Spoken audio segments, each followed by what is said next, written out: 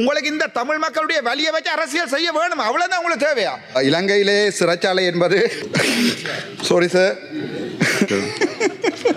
விடுதலை புலிகள் இருந்த காலத்திலே சந்தேக நபர்களை கொண்டு வந்து அடைக்கிற இடமாகத்தான் வவுனியா சிறைச்சாலை இருந்தது. அது ஒரு சிறைச்சாலையே இல்லை. கௌரவ சபாநாயகர்களே, தமிழ் மக்களுக்கு இடையில கொண்டு போய் சிங்கள மக்கள் வடக்குல காணியை பிடிக்கிறார்கள் என்ற ஒரு பெரிய பொய்யை உண்டு அதுக்குள்ள அனுப்பி கேன்சர் வந்து செத்தா பிறகு அரசியல் செய்வாங்களா? 3 கைதிகள் எனக்கு முன்னால் இறந்திருக்கிறார்கள். 3 பாராளுமன்ற உறுப்பினர்ல ஒருத்தர் ஒரு நாள் போய் பார்த்து அந்த வைத்தியசாலையில ஒன்கோல் டாக்டர் இருக்கிறாரா இல்லையா என்றதை இன்கொயரி பண்ண முடியுமான்னு மட்டும்தான் கேட்கிறேன், வேற ஒன்றும் கேட்கிறேன். கௌரவ பாராளுமன்ற நிலையியல் கட்டளை சட்டம் 27(2) அடிப்படையில் கட்சி தலைவரினால் minister of health and mass media doctor Nalinda ஜேஸ்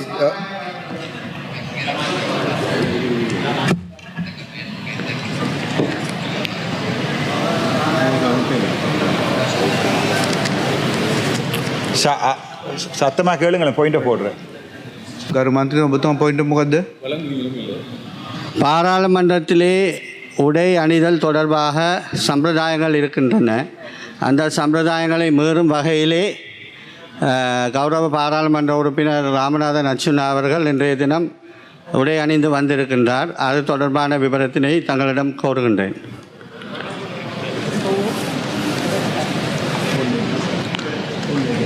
ඒක අවශ්‍යතාවය නැහැ ගරු මන්ත්‍රීතුමා ඔබතුමා එතන ඇවිල්ලා තින්නේ මේ කතානායකතුමා මේ ගලවල පෙන්නන්නද මේ බර්ස් එකක් අදගෙන ඉන්නවා, ෆුල් ෂූට් එක අදගෙන ඉන්නවා. ගරු ඔබතුමා මේ ඔබතුමා 27 ඉදිරිපත් කරන්න. මේ ලෙඩ නම් මේ බෙහෙත් ගන්න පුළුවන් සභාවතුමා හවසාවුත් මම 27 කරලා දෙන්න. 27 ඉදිරිපත් කරන්න. சாரி சார், இலங்கையிலே சிறைச்சாலை என்பது நரகத்தில் ஒரு பகுதியாகவே கருதப்படுகின்ற, அதாவது அடிப்படைவாதிகள் இதுவும் மற்ற ஒரு மிகவும் மோசமான கட்டமைப்பாகவே இந்த சிறைச்சாலைகள் கடந்த அரசாங்கத்தினாலும் அதே நேரம் தங்களது அரசாங்கத்தினாலும் நடாத்தி வரப்படுகின்ற இந்த சிறைச்சாலைக்குள் இதுவரை நிரூபிக்கப்படாத குற்றச்சாட்டுகளுக்காக 23 நாட்கள் நான் சிறைவாசம் இருந்திருக்கிறேன். அதிலும் மன்னார் வைத்தியசாலையில் உயிரிழந்த ஒருவருக்கு நீதி கேட்பதற்காக மன்னார் வைத்தியசாலைக்கு ஒரு வைத்தியராக சென்றதற்காக 5 நாட்களும், சாவகச்சேரி ஆதார வைத்தியசாலையில் நடந்த ஊழல் தொடர்பாக வைத்திய அதிகாரிகள் சங்கம் எனக்கு எதிராக வைத்தியசாலையில் நடந்த ஊழல் தொடர்பாக சாவகச்சேரி நீதிமன்றத்தில் தொடர்ந்த பொய்யான வழக்குகளால் 14 நாட்களும் அரசாங்க பாராளுமன்ற உறுப்பினருக்குரிய பாதுகாப்பினை தர மறுத்ததால் என்னை நாங்கள் அரசாங்கம் தந்த கைத்துப்பாக்கியால் தற்பாதுகாத்துக் கொள்ள முயற்சித்த போது 4 நாட்களும் இலங்கையில் இருக்கின்ற வவுனியா, ஜாழ்ப்பாணம் போன்ற சிறைகளிலே இருந்திருக்கிறேன். இந்த சிறைச்சாலைகளை ஒரு பாராளுமன்ற உறுப்பினராக பார்க்க வேண்டிய நான் இந்த நாட்டிலே இருக்கின்ற நீதித்துறைகளின் ஓட்டைகள் காரணமாக குற்றஞ்சாட்டப்பட்ட ஆனால் நிரூபிக்கப்படாத குற்றவாளியாக இன்று வரை இருக்கிறேன். நேரடியாக என் கண்களால் இந்த சிறைச்சாலைகளை பார்க்க முடிந்தது என்னை பொறுத்தவரைக்கும் நான் செய்த மிகப்பெரிய பாக்கியமாகவே இந்த பாக்கியம். ஆகவே இந்த சிறைச்சாலையில் நடக்கின்ற விடயங்களை கேட்பதற்குரிய சகல தகுதிகளும் எனக்கு இருக்கிறது. இந்த சிறைச்சாலைகளில் அடைக்கப்படுகின்ற குற்றஞ்சாட்டப்பட்ட குற்றம் நிரூபிக்கப்பட்ட குற்றவாளிகள் அனைவரும் ஒரு மனிதர்கள் என்ற வாசகத்தை நான் அந்த சிறைச்சாலைகள் சுவர்களில் எழுதப்பட்டிருப்பதை அடிக்கடி வாசிக்கிறேன். ஆனால் உள்ளே நடப்பதோ வேறு. ஆகையால் பொறுப்புக்குரிய சுகாதார அமைச்சர் என்ற அடிப்படையில் இந்த கேள்விகளுக்குரிய பதில்களை தாங்கள் தருவீர்கள் என்ற நம்பிக்கை எனக்கு இருக்கிறது. ஒன்று, இலங்கையின் வடக்கு மாகாணத்தில் இருக்கின்ற வவுனியா சிறைச்சாலையில் நிரந்தரமாக ஒரு வைத்தியர் நியமிக்கப்பட்டிருக்கிறாரா? ஆம் எனில் அவருடைய பெயர் என்ன? 2வது கேள்வி, அதேபோல் யாழ்ப்பாணம் சிறைச்சாலையில் ஒரு வைத்தியர் ஒருவர் கடமையில் இருக்கிறாரா? அவருடைய பெயர் என்ன?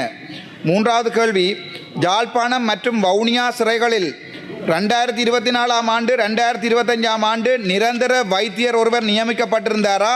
ஆமெனில் அவர்களுடைய பெயர் என்ன? 4வது கேள்வி, யாழ்ப்பாணம் மற்றும் வவுனியா சிறைச்சாலைகளை இதுவரை தங்களுடைய கேபினட் அமைச்சர்கள் யாராவது சென்று பார்த்து இருக்கிறார்களா? ஆமெனில் எப்போது? 5வது கேள்வி, ஒரு சிறைச்சாலை ஒன்றில் இருக்கின்ற வைத்தியர் ஒருவர் கடமை செய்கின்ற நேரம் என்ன? சிறைச்சாலையிலே இருக்க வேண்டிய நேரம் என்ன?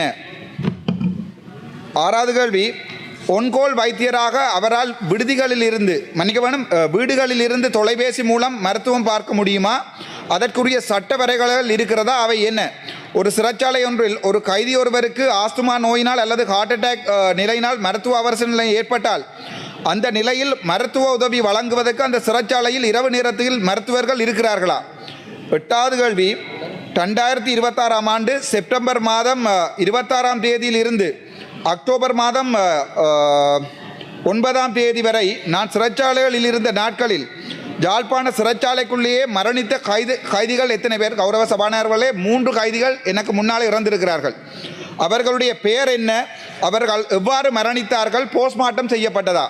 9வது கேள்வி, இனிவரும் காலங்களில் சிறைச்சாலை மருத்துவ வசதிகளை மேம்படுத்துவதற்காக தங்களால் ஒரு குழு ஒன்றினை அமைத்து சிறைச்சாலை கைதிகளின் அடிப்படை உரிமைகளை பாதுகாக்க முடியுமா? கௌரவ சபாநாயகர் அவர்களே, எனக்கு 1 நிமிடம் தாருங்கள், என்னுடைய 8 நிமிடம் இருக்கிறது.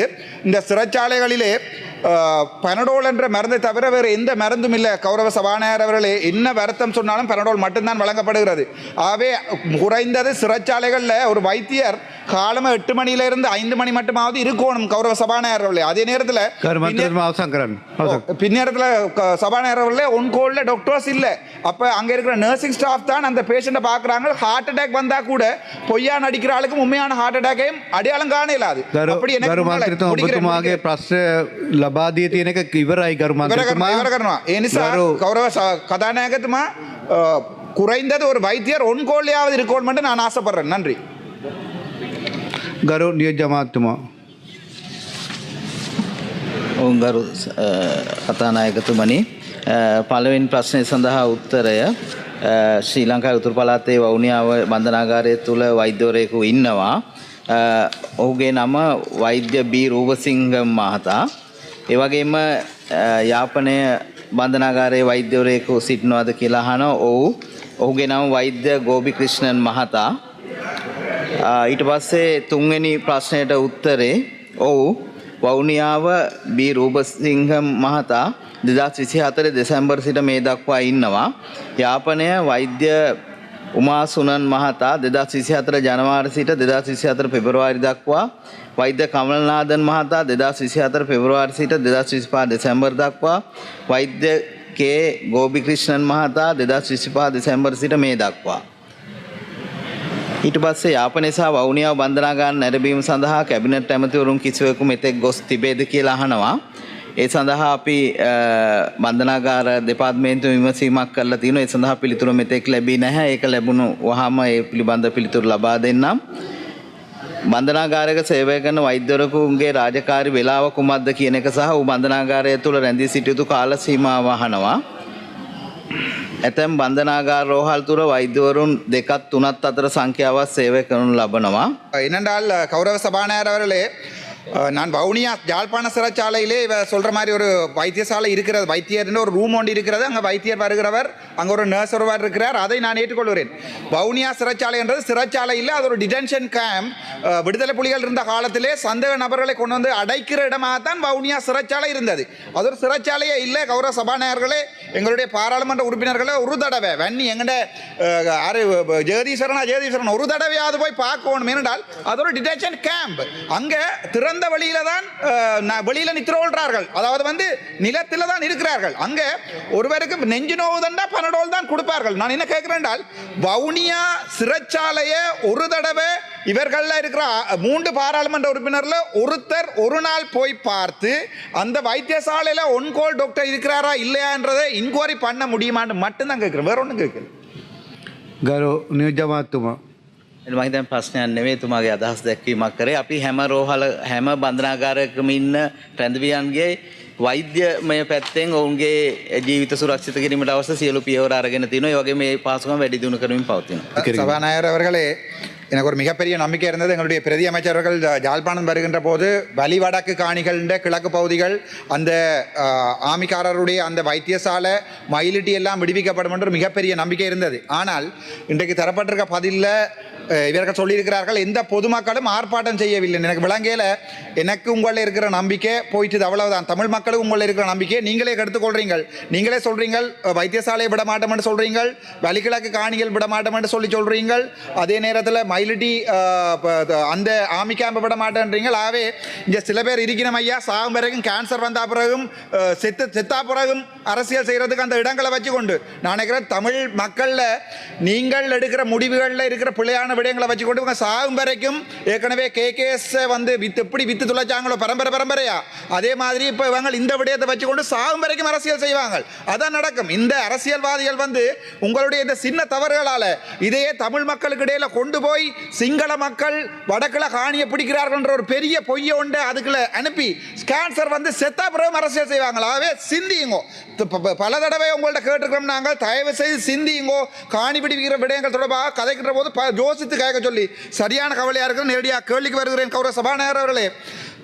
நீங்கள் சொல்லியிருக்கீங்க வைத்தியசாலையை விட மாட்டோம்ண்டு அங்கே விவசாயம் செய்யறேன்னு சொல்லியிருக்கீங்க. வாழைத்தோட்டம் தென்னந்தோட்டம் எல்லாமே இருக்கிறது. ஆகவே அங்கே இருக்கிற அந்த போராடுகிற மக்களை இவர்கள் தான் பாவிக்கிறார்கள், வேற ஒருத்தரும் இல்லை. இவங்களை பாவிச்சு ஒரு 30 பேர் இருந்து சண்டை பிடிக்கிறாங்க. அந்த மக்களுக்கு என்ன பதில் சொல்ல போறீங்க? எங்க போய் அவர்கள் வாழ்றது? அவ்வளவுதான். அந்த மக்களுக்கு என்ன பதில் சொல்ல போறீங்க?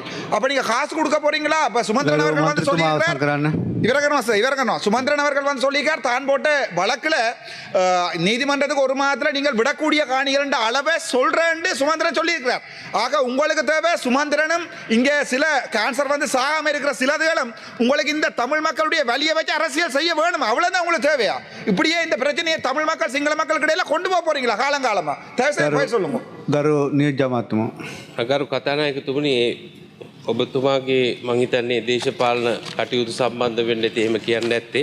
නමුත් අපේ දේශපාලනේ එහෙම නැහැ. අපි හරි වගකීමෙන් මේ කටයුතු කරන්නේ. මේ දෙන පිළිතුරුත් ඒ සම්බන්ධවයි දෙන්නේ. ඔබතුමාගේ දැන ගැනීමට මං කෙටියෙන් කියන්න 2009 අපි ඒ සංග්‍රාමයේ අවසන් වුණාට පස්සේ මේ දක්වා இது போன்ற செய்திகளை தெரிந்து கொள்ள யாழ் டிவி நியூஸ் சேனலை சப்ஸ்கிரைப் செய்து அருகே இருக்கிற பெல் பட்டனையும் கிளிக் செய்து கொள்ளுங்க.